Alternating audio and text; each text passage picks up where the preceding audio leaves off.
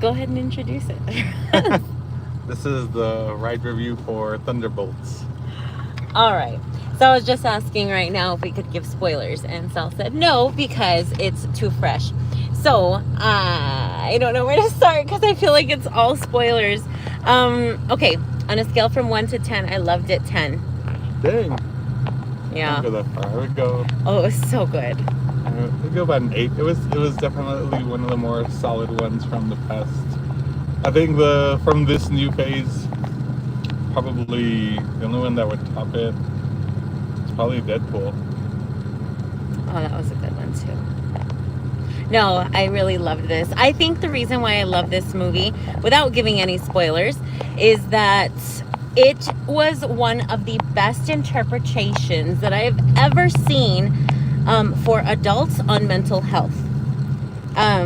Just so you all know, this is Mental Health Month. Oh. And I think that it was perfect that it was introduced during this time. There's a couple of songs, I guess, that remind me of this movie. We're big music people, and one of the songs that resonates for this is like that song "All You Need Is Love" by the Beatles. And I thought that was just so perfect. It's they tied it in so beautifully, and communication was a big thing in this one too. Sorry, I'm like backseat driving here, and or side, I don't know, whatever, shotgun driving. And the other one is "A Simple Kind of Life" by No Doubt, because sometimes all you need is a friend. Sometimes all you need is a sounding board. Sometimes all you need is somebody to remind you that you're not alone in things. And I think that these guys pulled together and made it new. They made each other new, and I think that that's really beautiful. I think that it was just so well put together. At the same time, they had that Marvel magic that's just everything.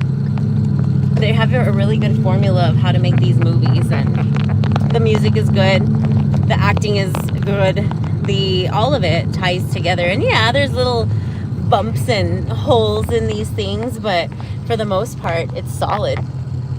What did you think? I did really enjoy. It does feel more again like an older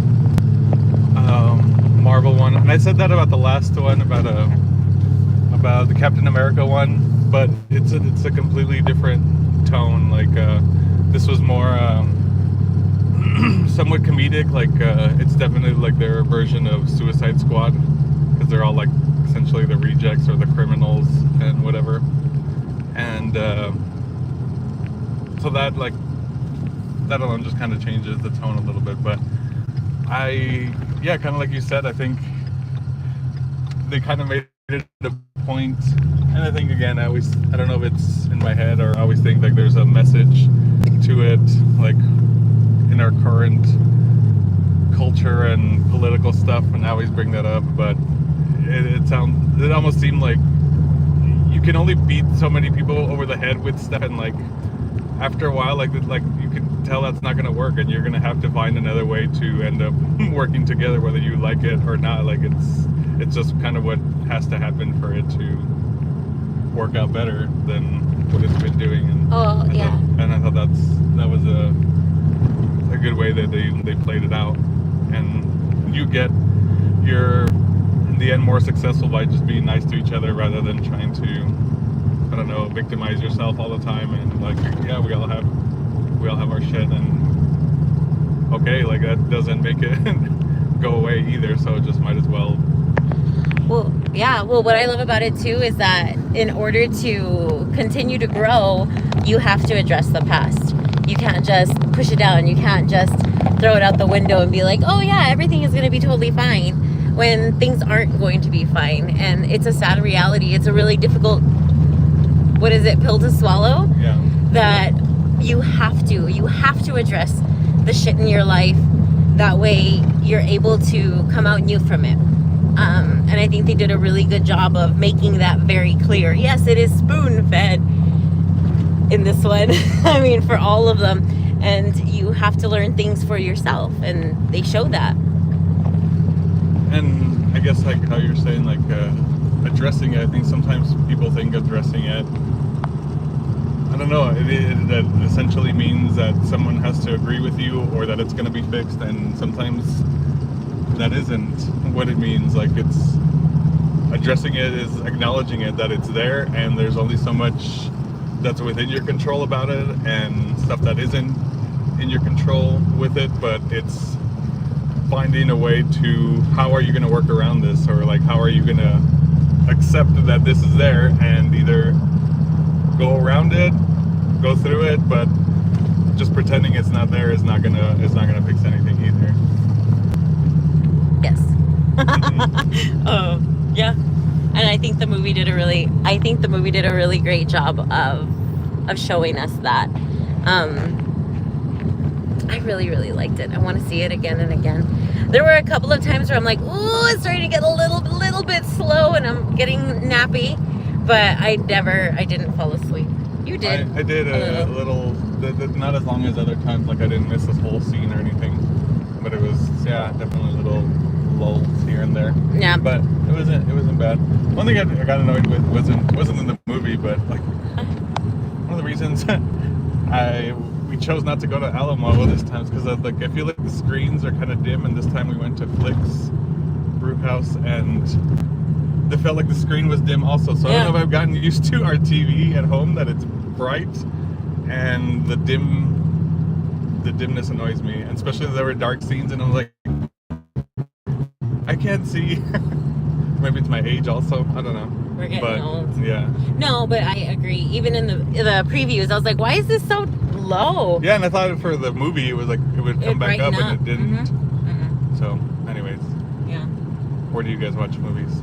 Yeah, tell us. That way we can go to good screens. And we have Cinemark also, but we usually like the food at these other places like Alamo and but whatever, I guess. And the drinks, yeah. We're gonna have to pick one or the other, good food or good screen. Ooh, that's a hard one. Yeah. I'm done, I think. I think that it is worth watching in the movie theater because it has good sound, actually. I wonder if this was on screen. I like the sound stuff that it has. Yeah. It's very loud and boomy and shaking in the right places, and yeah, that was cool. Is it worth seeing in the theater? I would say so. Yeah, but I like the, and I don't know, I'm excited to see it. It did definitely feel different as a Marvel movie. Like they are trying to change or like go back to a little bit of the old formula, and there was some like not necessarily Easter eggs, like they acknowledged the things that have happened before, and I don't know, I didn't think it was too much like just like they call fan service where they're just bringing it for the sake of bringing it back. But I thought it worked well, so we'll see how this goes from here on out. I loved it. I want to go watch it again. All right, that's it for me. Me And you? too. All right, bye. Bye-bye.